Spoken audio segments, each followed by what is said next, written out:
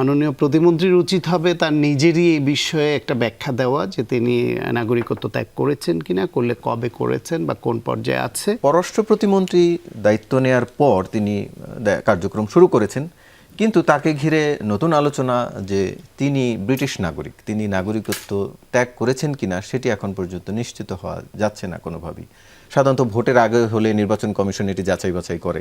এই ক্ষেত্রে তো সরকারের দায়িত্ব আসলে, যেহেতু টেকনোক্র্যাট কোটায় তিনি আসছেন। আপনি এরকম কিছু জানেন কিনা যে তিনি পদত্যাগ করেছেন কিনা? মানে পদত্যাগ তো না, ব্রিটিশ নাগরিকত্ব ত্যাগ করেছেন কিনা। যাই হোক, এটা আমার ব্যক্তিগতভাবে জানবার কথা না। এটা যারা তাকে দায়িত্ব দিবেন, তিনি তো এর আগে উপদেষ্টাও ছিলেন, প্রতিমন্ত্রীর পদমর্যাদা উপদেষ্টা তো ছিলেন, সুতরাং সেটা থেকে নতুন করে তো খুব বেশি পার্থক্য হয়নি। তাকে ওই প্রতিমন্ত্রীর পদমর্যাদায় উপদেষ্টা থাকলেও তো পদত্যাগ করতে, সেই নাগরিকত্ব ত্যাগ করতে হতো উচিত, যেহেতু বোধহয় সংবিধানের সরাসরি মন্ত্রীর কথা বলা আছে, উপদেষ্টারটা এরকম নেই বলে এখন যেহেতু তাকে দায়িত্ব দিয়েছে এবং এটা প্রশ্ন উঠেছে এবং কিছু সংবাদ মাধ্যমে এটা নিয়ে রিপোর্টও দেখলাম, অনেকের সংশয় আছে।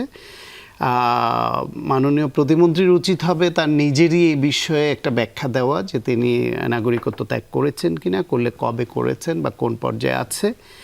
এবং সরকারের তরফ থেকেও ব্যাখ্যা দেওয়া উচিত যারা তাকে নিয়োগ দিলেন।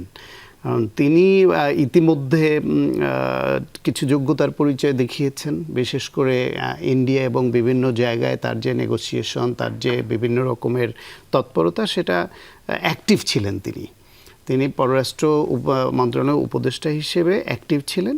সুতরাং মনে করেছে যে প্রধানমন্ত্রী মনে করেছেন যে তাকে আরও বেশি করে কাজে লাগাতে চান, যেহেতু পররাষ্ট্রমন্ত্রী জাতিসংঘের গুরুত্বপূর্ণ একটা দায়িত্বে গেছেন এবং আগামী 1 বছর তিনি ওটা নিয়ে খুব ব্যস্ত থাকবেন।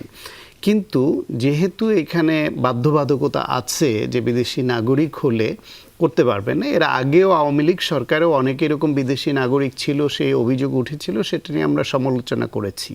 তো তখন যেটা সমালোচনাযোগ্য ছিল এবং আমাদের কাছে গ্রহণযোগ্য ছিল না, এখন সেটা আমাদের কাছে গ্রহণযোগ্য হবে এমন ভাবার কোনো কারণ নেই। এটা সরকারের তরফ থেকে, এমনকি যার বিরুদ্ধে অভিযোগ উঠেছে তার তরফ থেকে এই ব্যাখ্যা এবং এই যে সন্দেহ, এটা নিরসন করা দরকার।